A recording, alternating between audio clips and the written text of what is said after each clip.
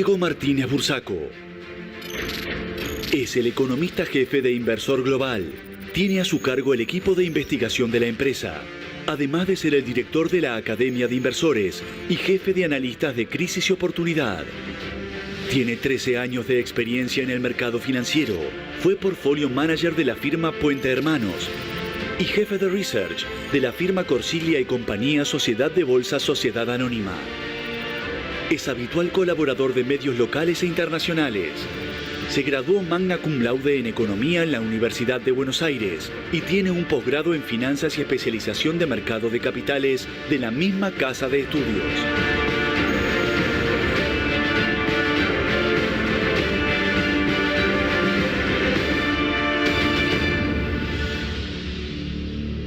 Bienvenido, Diego. Muchas gracias. Gracias, Fede.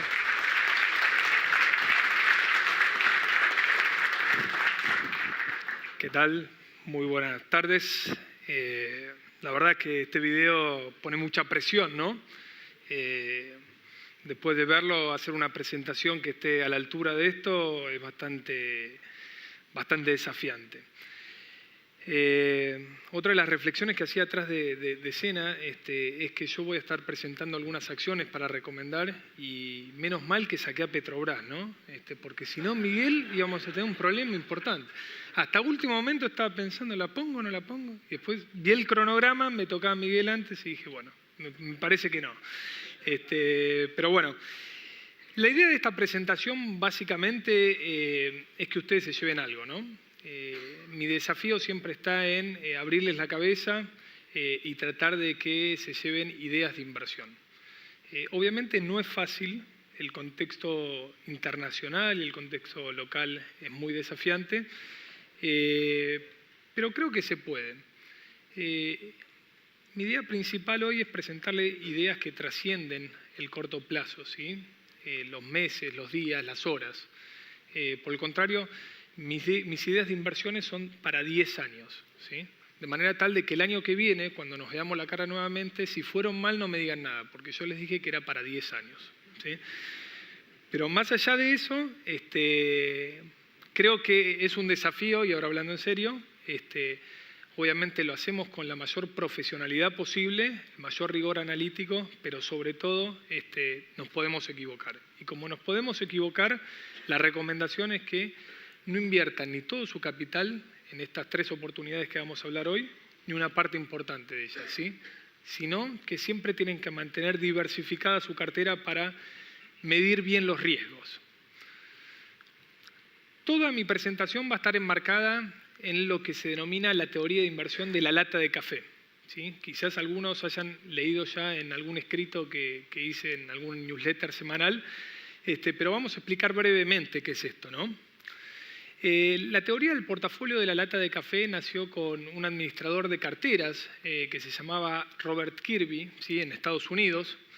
Él manejaba carteras en Capital Guardian Trust, ¿sí? Un fondo común de inversión, una casa administradora de inversiones, y 30 años después cuenta o sale a relucir una de sus experiencias con un matrimonio que había asesorado en inversiones. Resulta que Kirby había asesorado un matrimonio que quería ahorrar sus excedentes monetarios para justamente capitalizarlos a lo largo del tiempo, ¿no? De repente tuvieron la desgracia de que el marido de esta pareja, o sea, el señor, fallece y la viuda va desesperada a verlo a Robert y le dice, la verdad es que yo nunca he oído de inversiones, yo nunca he tocado una acción, no sé de qué se trata, pero mi marido sé que ahorraba en esto, ¿sí? Robert le dice, bueno, yo te voy a asesorar, vamos a seguir con el contrato de asesoramiento, déjame revisar la cartera que tenía tu marido. Cuando la empieza a revisar, se da cuenta que el marido había seguido a rajatabla cada una de las recomendaciones de compra, ¿sí? Que le dio Robert a lo largo de su vida. interesante, ¿no? Justamente en esta era donde justamente Claudio, Miguel y otros expositores decían qué difícil es confiar en alguien que nos asesore, qué difícil es tratar de tener responsabilidad y no conflicto de intereses a la hora de recomendar determinados activos de inversión, que una persona haya hecho o haya seguido a rajatabla al pie de la letra cada una de las recomendaciones de compra que le hacía a su administrador de fondos. Pero para sorpresa del administrador de fondos, de Roberto lo podemos decir, no había seguido las sugerencias de venta de las acciones. Había incorporado todas las acciones que le había dado en su cartera, en sus recomendaciones, en sus informes, pero no las de venta. Entonces, cuando abren el portafolio, ustedes saben que hace 50, 40 años atrás las acciones eran cartulares, es decir, los certificados eran papeles que realmente se guardaban abajo de determinadas cosas, de una alfombra, una revista, y se iban acumulando así las acciones, se da cuenta que había todas las acciones que había recomendado.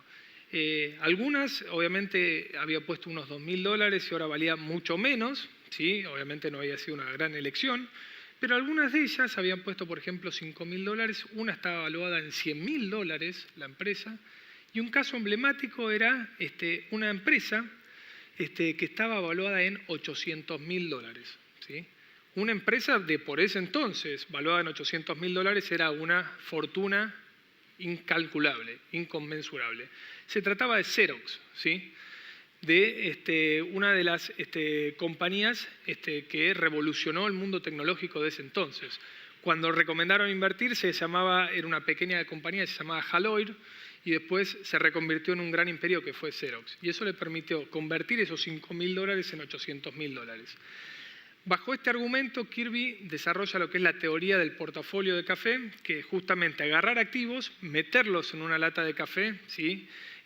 Por el plazo de 10 años y dejar que los fundamentos de estas compañías funcionen y traccionen a ganancias extraordinarias. Y justamente es el ejercicio que vamos a tratar de hacer hoy, ¿no? De 3 inversiones para nuestra lata de café. ¿Cuál es la moraleja de esta teoría de la lata de café? La moraleja número 1 es que no me hagan caso cuando yo les digo de vender una acción, ¿sí? Ya lo hizo esta pareja con Robert, le fue muy bien, así que cuando ustedes vean que yo les diga vendan esta acción, generalmente no lo hagan. Tampoco cuando compren a veces, ¿sí? La segunda moraleja es que si ustedes quieren seguirme de todas formas, ¿sí? Yo ya se los avisé, entonces, bueno, preparemos la lata de café. Y la tercera moraleja es que vamos a invertir a 10 años. ¿Sí? Entonces, el año que viene, cuando nos veamos las caras, nos saludamos y sabemos que tenemos 9 años más todavía de recorrido de estas acciones. La primera de las opciones de inversión que les quiero presentar, bueno, no tiene mucho que ver con Petrobras, pero sí con el país, tiene que ver con Brasil, ¿no? No vamos a ahondar mucho en la macroeconomía de Brasil porque obviamente tuvimos un especialista como Felipe Miranda en el día de ayer, y también muchos de los economistas que pasaron por acá han hablado de Brasil por la importancia relativa que tiene contra nuestra economía, ¿sí? Pero para repasar algunos números de Brasil, fíjense que no es casual el derrumbe bursátil que hubo en Brasil en los últimos 2 o 3 años, ¿sí? Cuando uno analiza los indicadores de crecimiento económico, por ejemplo, vemos que Brasil crecía a casi 4% en el año 2011, empezó a flaquear en el año 2012, 2013, 2014 y sucumbió en el año 2015, donde se espera una caída del crecimiento del Producto Bruto de casi 2,5 puntos porcentuales. 1% de recesión para el año próximo también está indicando las proyecciones. Cuando analizamos la tasa de interés, fíjense, ¿no? La disyuntiva tan fuerte que tiene la economía de Brasil. O subir su tasa de interés para evitar un flujo de salida de capitales muy grandes, pero a costa de ralentizar la actividad económica, o estimular la actividad económica mediante una tasa de interés baja. Fíjense la tasa de interés en Brasil, ¿no? 14,25% es la tasa de referencia. La inflación en Brasil es casi del 9%, es decir que la tasa tiene 5 puntos de interés real positivo, ¿sí? ¿Se acuerdan que ayer Claudio nos decía, recién ahora en Argentina estamos con una tasa real cero, que la tasa de un plazo fijo le empata a la inflación, por ejemplo? Entonces, es difícil convivir con estos niveles de tasa de interés, pero el Banco Central de Brasil tiene como principal meta el control de la inflación, sin importarle el nivel de actividad económica. Y cuando vemos la inflación, lo que vemos es que se aceleró del 6 al 9%. ¿Sí? Hoy la foto de Brasil es bastante complicada. La película creo que debería enderezarse para los próximos años. Fíjense, este es el ETF de mercados emergentes, la línea azul, ¿sí? Después tenemos el S&P 500, la línea roja, y este es el ETF de acciones brasileras, el EWZ. Fíjense la divergencia, ¿no?, que hay. Mientras el S&P subía, emergentes caía casi 20%, pero fíjense la caída de Brasil, dramática, 50% en los últimos 24 meses. Cuando analizamos más detenidamente si es el fin o no de Brasil, bueno, algunos indicadores, como ya vimos, son preocupantes, ¿sí? Sobre todo, fíjense el nivel de actividad industrial bajando fuertemente y el nivel proyectado de tasa de desempleo en Brasil. Fíjense cómo la pendiente es claramente alcista. Y la inflación, después de parecer que se escapaba, ahora las expectativas de inflación han disminuido, pero justamente ¿a costa de qué? A costa de que la tasa de interés en Brasil estaba en torno al 14%, como vimos anteriormente. ¿Tiene problemas realmente externos, como muchos analistas señalan? Para mí no tantos. Fíjense el nivel de reservas internacionales de Brasil, ¿sí?, medido contra la deuda externa. Fíjense la solidez esto, ¿no?, que muestra que las reservas internacionales de Brasil superan la deuda externa neta. Hoy el Banco Central de Brasil tiene 380.000 millones de dólares líquidos, efectivos, para combatir cualquier corrida cambiaria. Fíjense cómo disminuyó la relación de deuda neta externa contra las exportaciones, ¿sí?, bajando dramáticamente. Es decir, que hoy la deuda externa de Brasil no es el gran problema. Los problemas son más bien internos, ¿sí? Tenemos una tasa de interés real alta, tenemos un superávit primario que se fue evaporando, ¿sí? Eso genera dudas y eso le costó la calificación grado de inversión a Brasil. La semana pasada la calificadora riesgo de S&P le baja la calificación, lo que yo considero como un piso técnico para la caída de Brasil, ¿sí? Es decir, para mí estamos muy cerca del fin de la caída. ¿Por qué? Porque las calificadoras de riesgo, por su metodología obsoleta, tienden a llegar siempre un año y medio después de los acontecimientos reales. Entonces, es muy probable que Brasil esté por llegar a algún rebote importante. Y lo que estamos viendo, que aun cuando la economía brasileña está con un frente abierto interno muy importante, hay un sector que todavía crece, que es el sector financiero, el sector de los créditos, de los préstamos. Fíjense cómo crecieron los préstamos en Brasil, cómo esta tendencia siguió en el año 2015, ¿sí? Casi 1.600 millones de reales en préstamos. Fíjense acá la tasa de crecimiento de los préstamos, que si bien es descendiente, sigue siendo positiva, ¿sí?, por tipo de tomador de préstamo, sea individual, sea corporativo. También, obviamente, hay mucha influencia de lo que es el préstamo del sector público, que cuando ve las condiciones financieras externas complicarse, viene a buscar financiamiento en el mercado doméstico. Pero también el nivel de crecimiento de los préstamos privados es relativamente saludable en este contexto que acabamos de describir. Y hay un cambio estructural muy importante en Brasil, que es ¿no? Que la reducción de la pobreza de los últimos años ha permitido mejorar el acceso al crédito. Y fíjense la sombra naranja que muestra cómo es el peso en la torta total de préstamos de las hipotecas en Brasil. Obviamente que partimos de un nivel muy bajo, ¿sí?, un nivel muy bajo, donde la participación de hipotecas sobre los préstamos totales estaba en menos del 5%, y esa torta se amplió a casi el 10%. Es decir, que hoy muchos más brasileños tienen acceso a hipotecas, préstamos hipotecarios.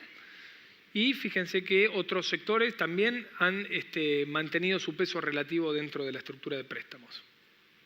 Obviamente ustedes se estarán dando cuenta que la recomendación que les voy a hacer sobre Brasil tiene que ver con el sector financiero, ¿no? Mi recomendación para este caso es el Banco Itaú, ¿sí? Banco Itaú es uno de los bancos más importantes de Brasil, no solamente Brasil, sino a nivel regional. Fíjense la presencia que tiene en la región: Brasil, Uruguay, Argentina, Chile, recientemente Colombia, también en México. Para que ustedes tengan una idea, el Banco Itaú, cuando sumamos la última incorporación de Corpbanca, tiene casi el 20% de los préstamos de Latinoamérica, ¿sí? Tiene casi el 13% de los activos totales del sector bancario latinoamericano y tiene el 11% del total de sucursales a nivel regional.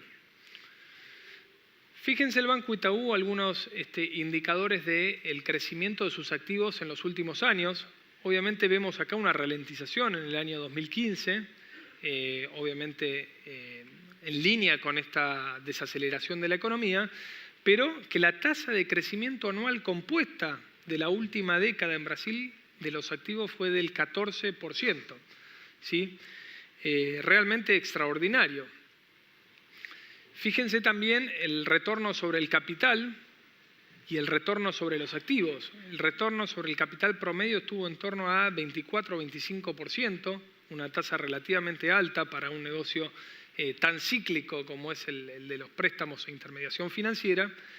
Y fíjense las ganancias por acción, ¿sí? de la compañía, y vemos que aún en momentos de desafíos, en momentos de estrés financiero, vemos cómo el banco pudo capear eso y seguir aumentando sus retornos por acción. Hoy, fíjense, esta es la evolución del ADR.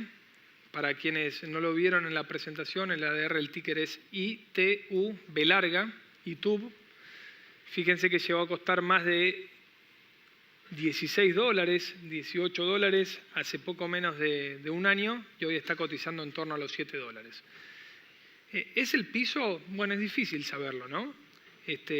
Obviamente ahí coincido con Miguel de que es muy difícil acertar los pisos, pero si uno analiza las fortalezas y si uno analiza la evaluación de la compañía hoy, estamos, digamos, en una probabilidad de equivocarnos cada vez más pequeña. Puede valer 6, ¿sí? Podemos comprar 7 y puede valer 6, pero es más probable que cuando venga la recuperación rápidamente recupere su valor. La evaluación es irrisoria. Fíjense la relación de precios-ganancias, es decir, cuando uno ve esas ganancias por acción y la compara con el precio, son solamente 7 veces el indicador actual, y cuando uno proyecta las ganancias por acción del próximo año y las refleja con el precio de la acción, está hablando de casi 6.7 veces. La relación del precio de mercado con el valor contable de los activos es de 1.5 veces, también muy muy bajo para lo que es el sector bancario, y esto es lo que más me impactó cuando hice el análisis. Itaú tiene, liquidez por $14 por acción, ¿sí? La acción vale hoy 7,50 en el mercado. Es decir, tiene 2 veces en liquidez la evaluación de la compañía hoy que le asigna el mercado. Creo que para la lata de café, si uno está dispuesto a mantener la tenencia más allá de la volatilidad de corto plazo, tenemos baja probabilidad de equivocarnos con esta acción. La segunda opción tiene que ver con el mundo de los commodities, ¿sí? Más precisamente el petróleo. Mucho se habló durante esta conferencia de cuál es el valor de equilibrio del petróleo de largo plazo, ¿no? Obviamente no son los 100, los 120 que promediaba hace 2 o 3 años, pero yo tampoco creo que el valor de equilibrio del petróleo sean los $20 que pronostican algunos bancos de inversión en Estados Unidos, ¿sí? Creo que con un petróleo en torno a los 50, $60 el barril, podríamos tener estabilidad en la industria y valor para nosotros como inversores en esa industria.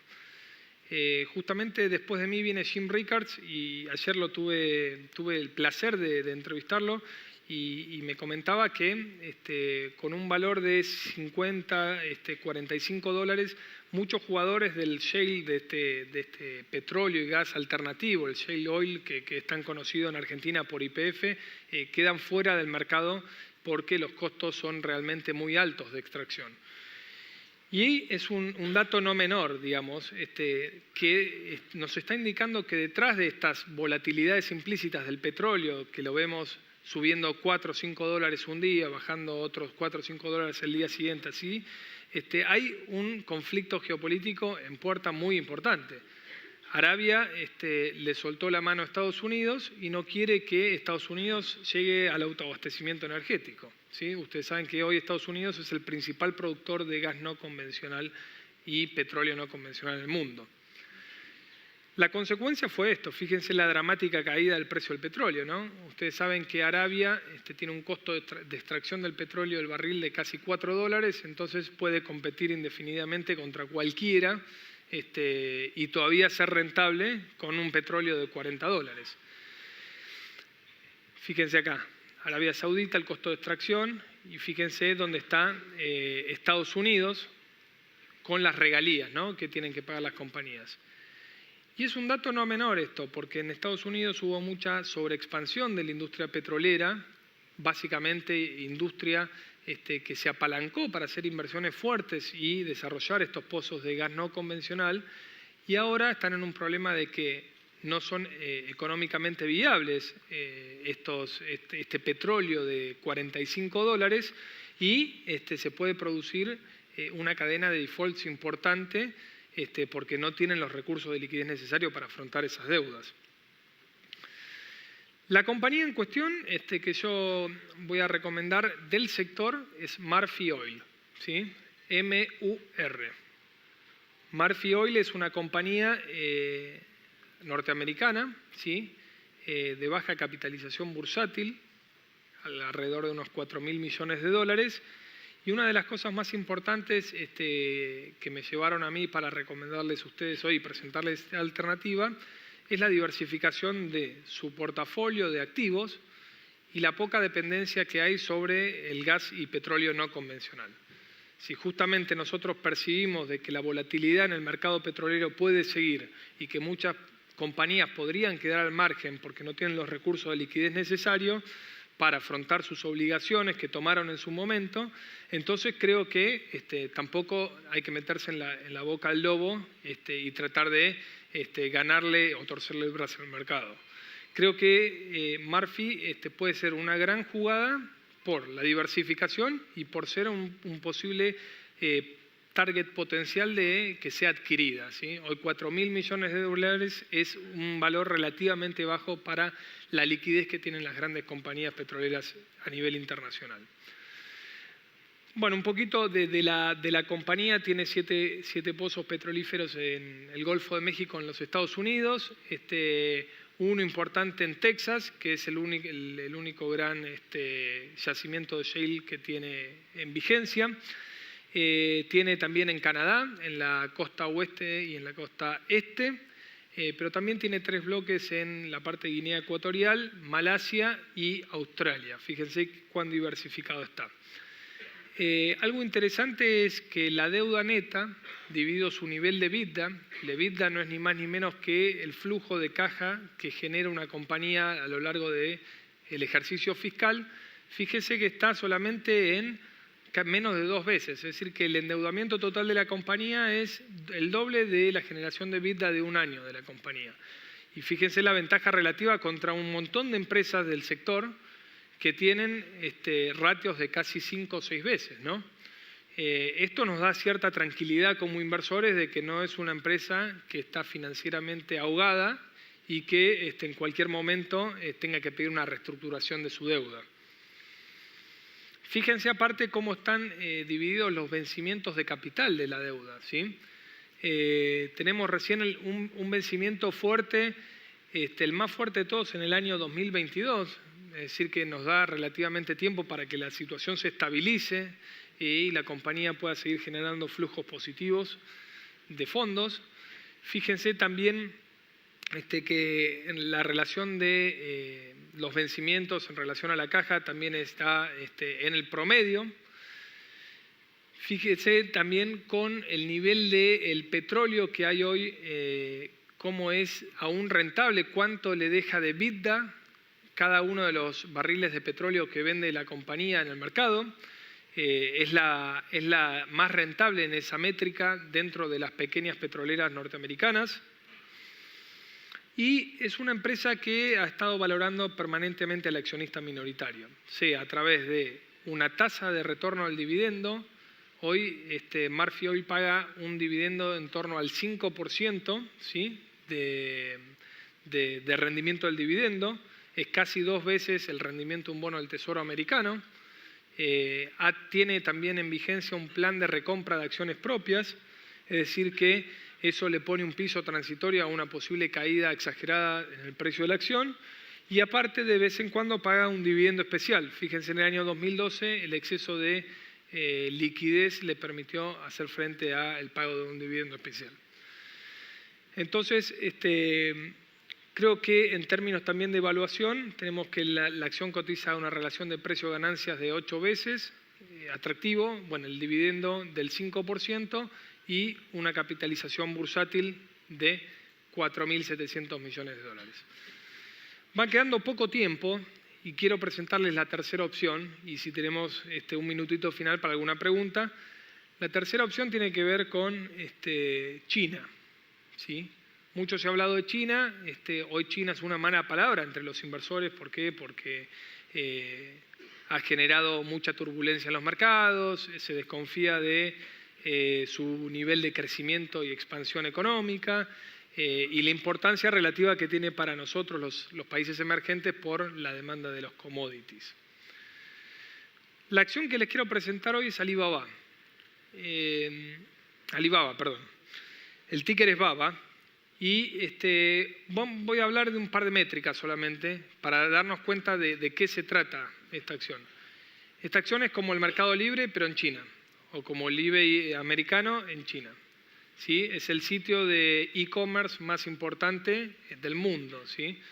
Fíjense la cantidad de activos, de suscriptores activos que tiene, de compradores activos. 367 millones de personas han comprado activamente cosas, productos y servicios en Alibaba en el último trimestre. Fíjense cómo creció exponencialmente desde el 30 de junio del 2014, donde tenía 279 millones de personas, a casi 367 millones de personas. Y esto seguirá creciendo, no solamente por la dinámica del mercado chino, ¿sí?, que todos sabemos que son un montón y que cada vez consumen más, sino también porque se está abriendo al mundo. Alibaba firmó convenios recientemente con empresas de logística de Estados Unidos y de América del Sur para tener más fluidez en la distribución y entrega de los productos en estos continentes. Es decir que hay una, proyección de crecer fuerte no solamente en China, sino en el mundo.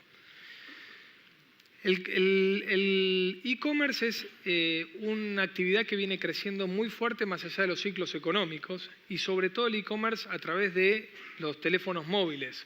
Hoy casi las transacciones que Alibaba genera a través de teléfonos móviles representan casi el 50% de su facturación total, ¿sí? La penetración es muy fuerte que tiene hoy. Creo que estamos ante una oportunidad. Justamente hace un año, cuando estábamos en esta misma conferencia, Alibaba salía a bolsa, ¿sí? Y salió generando, como cualquier IPO, como cualquier empresa donde la expectativa está muy sobreexagerada, batiendo récords de colocación, y su acción llegó a los $120, ¿sí?, el ADR. Hoy Alibaba está en torno a $64. Fíjense que lo que les comentaba, el crecimiento del negocio mobile, es decir, las transacciones que se hacen a través de los teléfonos celulares, y algunas métricas de Alibaba para tener una idea. Casi 13.000 millones de dólares de facturación, el EBITDA son 6.500 millones, y la empresa generó 7.700 millones de dólares en el último ejercicio fiscal.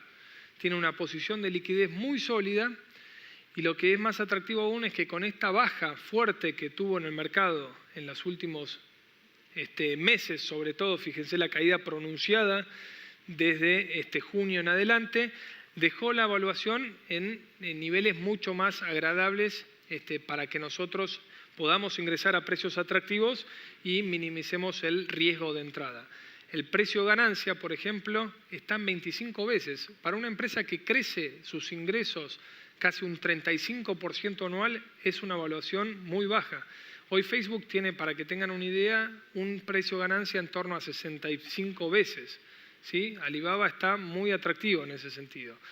Cuando uno toma las ganancias proyectadas para el año que viene y las compara con la evaluación actual, el ratio precio-ganancia disminuye a menos de 20 veces. Estamos hablando que tiene valuación como si fuera una empresa ya consumada, con un mercado, digamos, ganado y con poco posibilidad de seguir creciendo, cuando en realidad sabemos que es todo lo contrario. Ahí vimos la dinámica del crecimiento de los usuarios activos. Tiene una posición de caja de 19.000 millones de dólares, ¿sí? Y esto no solamente le va a servir para consolidar su presencia en el mercado chino, sino para salir a conquistar al mundo. Y finalmente tiene una capitalización bursátil de 164.000 millones de dólares, cuando hace casi 10 meses atrás estábamos hablando de una empresa que tenía una capitalización bursátil de 250.000 millones de dólares. Es decir, en el transcurso del último año perdió 100.000 millones de dólares. Si nosotros apostamos a que China estabilice su crecimiento y a que lo peor de esta desaceleración ya pasó, creo que Alibaba es un activo para meter en la lata de café. Bueno, con esto estoy terminando para cumplir con el tiempo. No nos queda tiempo para preguntas, pero seguramente nos cruzaremos en los pasillos o los invito a participar de mi taller a la tarde. Muchas gracias.